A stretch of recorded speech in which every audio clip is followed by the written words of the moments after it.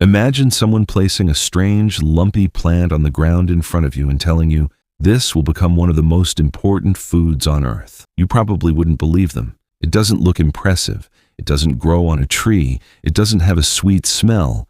And the part we eat is hidden underground. Yet today, potatoes are one of the world's most widely eaten crops. They appear as fries, chips, mashed potatoes, baked potatoes, and countless other foods. But humans didn't always know potatoes existed. So when did we first look at one of these underground plants and think, maybe I should eat that? The story begins thousands of years before supermarkets, restaurants, or even written history. High in the Andes of South America, where the air was thin, the nights could be freezing, and farming was incredibly difficult, wild potatoes were already growing. These plants were not exactly the potatoes we buy today. There were many wild varieties, and some contained bitter or potentially harmful compounds.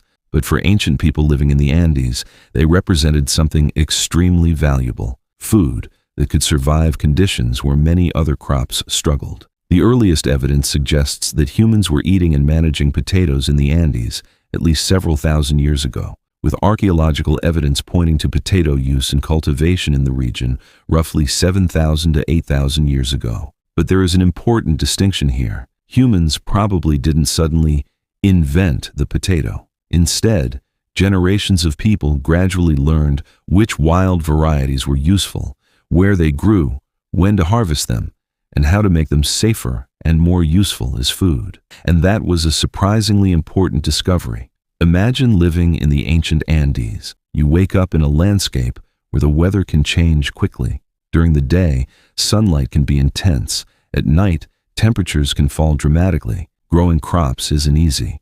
You can't simply depend on tropical fruits or large fields of grains. But underground, protected from cold air and many surface dangers, something is quietly storing energy. A potato is essentially a plant's underground energy package. The plant takes sunlight and turns it into chemical energy, eventually storing much of that energy as starch in the tuber. For ancient farmers, that meant something remarkable, a crop that could provide a large amount of food from a relatively small underground package. But there was a problem. Not every wild potato was safe to eat. Some wild relatives contain compounds called glycoalkaloids, including solanine and related substances, which can cause illness when consumed in sufficiently high amounts. So early potato use wasn't simply a matter of digging one up and eating it like an apple. People had to learn through generations of experience which varieties were better, which ones were bitter, how they behaved in different environments, and how to process them. And this is where ancient human knowledge becomes fascinating.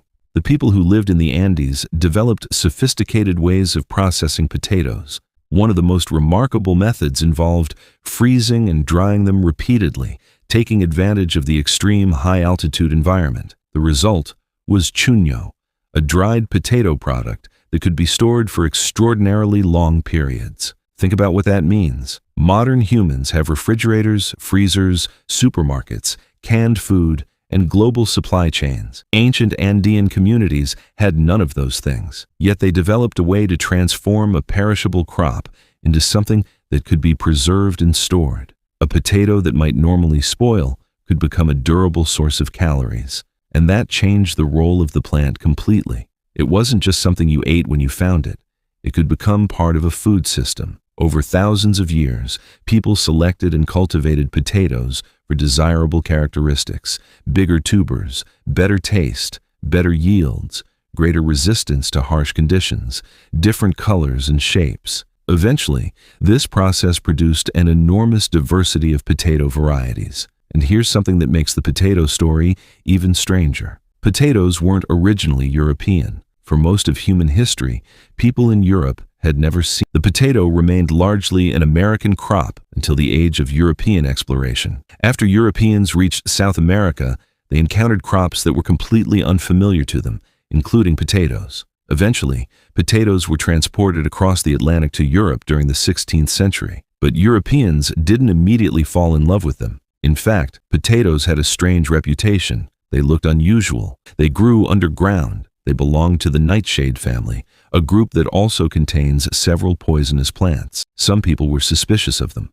Others believed they were unsuitable for human consumption. In different places, potatoes were initially treated more like botanical curiosities or food for animals than the foundation of a national diet. But potatoes had one enormous advantage. They were incredibly productive. They could grow in conditions where some traditional European crops struggled. They produced substantial amounts of food from relatively small areas of land. And unlike grain, you didn't need to process them into flour before eating them. Slowly, potatoes spread. Farmers began planting them. Populations discovered different ways to cook them. Governments sometimes encouraged their cultivation because potatoes could provide reliable calories. And eventually, the humble underground tuber became deeply connected to European history. In Ireland, potatoes became particularly important because they could produce large amounts of food on small plots of land. For many poor families, potatoes became a major part of the daily diet. But that dependence also created a devastating vulnerability. In the 1840s, a plant disease known as potato blight spread through Ireland and destroyed potato crops on a massive scale. Because so many people depended heavily on potatoes, the consequences were catastrophic. The resulting Great Famine caused enormous suffering, death, and migration.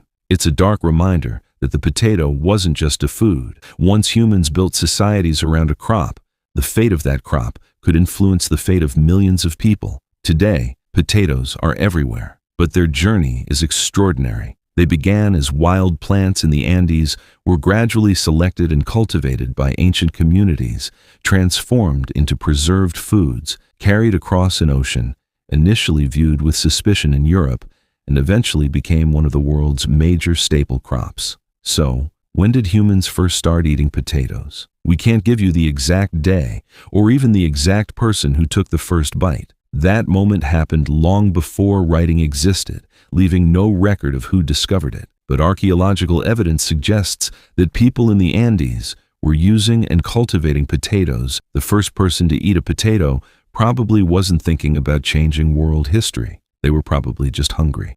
And that's what makes the story so interesting. Some of humanity's most important discoveries didn't begin with laboratories, universities, or grand inventions. They began with someone looking at an unfamiliar plant and asking a very simple question: can I eat this? Thousands of years later, that question is still sitting on dinner tables around the world.